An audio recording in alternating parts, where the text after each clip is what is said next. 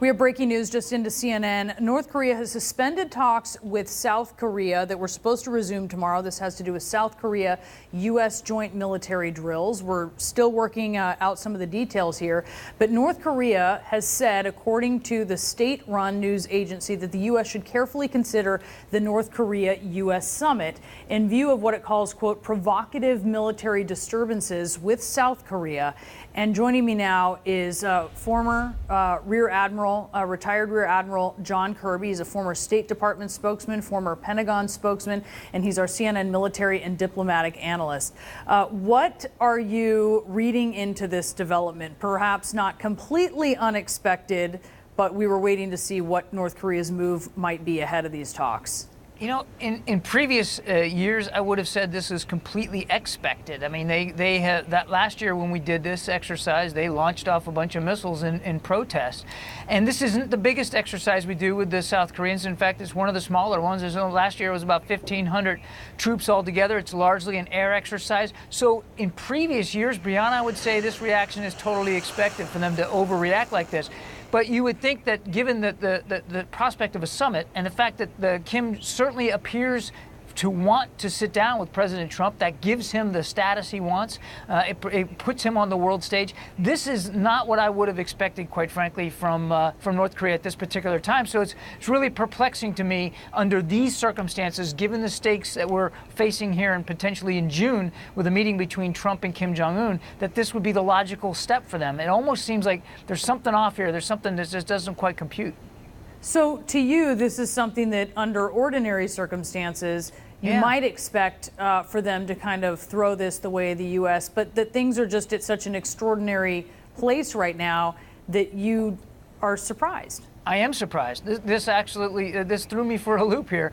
In fact, when I first saw the original press report, I thought it had to be wrong. There's just no way that this could have been what their reaction was. Remember, Brianna, when we did Full Eagle, which was a much bigger exercise just a couple months ago, they didn't react. They didn't even put out a press release. They certainly didn't fire off any missiles. They were very quiet. There was no testing like they've done before. And I think all that, plus the lead up to getting those 3 Americans released, those detainees, was all part of a very carefully constructed framework of confidence building measures that North Korea was exacting to show that they were serious about sitting down to a summit. So they were very quiet. Now, maybe now that we've got the Americans back, and maybe something's changed in their calculus, but I got to be honest with you, this just doesn't make sense given how restrained we've seen them be in just the last couple of months. All right, if you can stand by for me, Admiral, Sure. I want to bring in Paula Hancock. She's our correspondent there in Seoul. Paula, what do you make of this, that South Korea and North Korea are suspending talks? They were supposed to resume tomorrow, and you have North Korea citing these joint military exercises between South Korea and the U.S.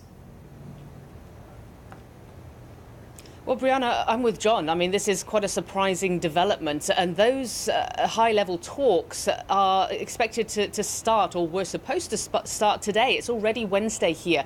It's about 4:30 in the morning, and it was just a matter of hours away before the high-level delegation from South Korea was going to leave Seoul and head up to the DMZ to talk with their North Korean counterparts. So certainly it is an unusual development, considering just a couple of months ago, the North Korean leader, Kim Jong-un, through the South Korean delegation who went to see him, we didn't hear this directly from him, did say that he understood the need for these joint military drills. Now, this was ahead of the Full Eagle drill, which every year infuriates North Korea. We didn't see a reaction to that Full Eagle drill. But what we are seeing in this KCNA report, the state-run media, is that they believe that these Max Thunder drills, the Air Force drills, are against the Panmunjom Declaration, saying that there shouldn't be hostilities between the two Koreas. The US, South Korea consistently say that these kind of military drills are defensive, they're annual, they are necessary to keep the two militaries ready. But from North Korea's point of view, in the past, they have always seen them as offensive. They have seen them as a dress rehearsal to an invasion. This is the sort of thing that we are used to hearing from the previous North Korea, not the North Korea we have seen in recent months. So certainly it's a very interesting development. One other point as well is the fact that North Korea suggested these high-level talks just on Tuesday. So it's still Tuesday in the US. It's very recent that they suggested these talks, and now within less than 24 hours, they are saying that they should be suspended, obviously hoping or pushing for these military drills to be cancelled. All right, Paula Hancock, stand by for us as we dig deeper into this. A really stunning turn of events as North Korea, South Korea talks, which were supposed to resume tomorrow. North Korea has now put a halt to, of course, this precipitating what was supposed to be a meeting between President Trump and Kim Jong-un. Where does that leave everything? Let's take a listen to the State Department reacting just moments ago to this. So I just saw that report as I was coming out here, so we haven't had a whole lot of time to dig into that. I will say that Kim Jong-un had said previously that he understands the need and the utility of the United States and the Republic of Korea continuing in its joint exercises. They're exercises that are legal, they're planned well in advance. We have not heard anything from that government or the government of South Korea to indicate that we would not continue conducting these exercises or that we would not continue planning for our meeting between President Trump and Kim Jong-un next month. So they didn't tell you anything about?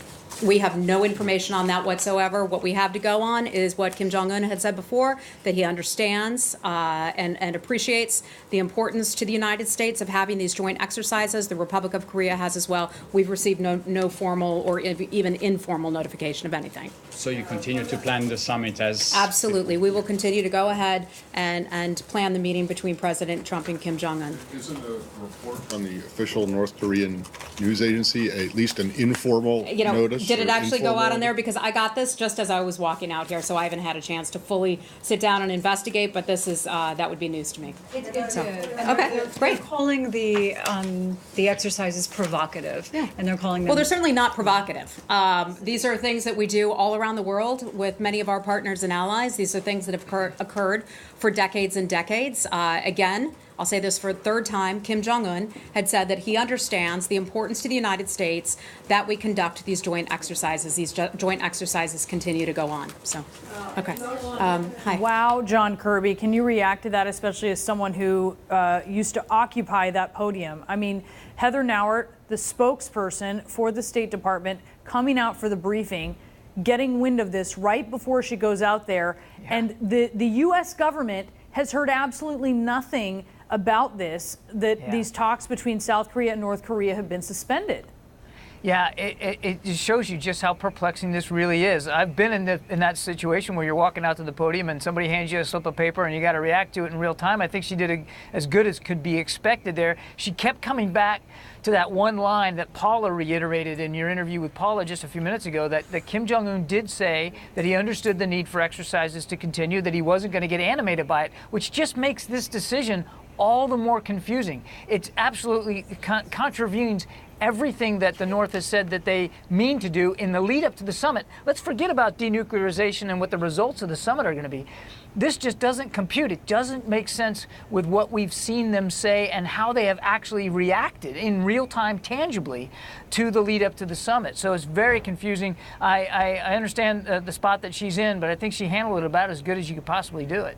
I mean, truly. And it's interesting, though, is she's saying, well, this isn't what we've heard from them before. I mean, what we're hearing from North Korean state news appears to be a complete reversal, the sort of pulling out from underneath the administration, the rug, as they're completely surprised by what they're hearing from North Korea. Well, and that's a great point, Brian. And that's the other thing I'd say is, remember, there's been no official notification, apparently, according to Heather, and I would take her at her word on this, official notification from Pyongyang to the United States side about these exercises. And make no mistake, this isn't just a South Korean exercise. It's a bilateral exercise. We normally contribute the bulk of the resources to it, so we are very much a key player in this. You would think there would be some sort of official notification. And the fact that that hasn't happened yet still makes me just a little queasy about how authentic this story really is. I mean, I get the press reporting on it, but I think if I was sitting in her shoes, I would want to see official government-to-government notification that this exercise is really causing a break in the summit discussions before I would overreact to it.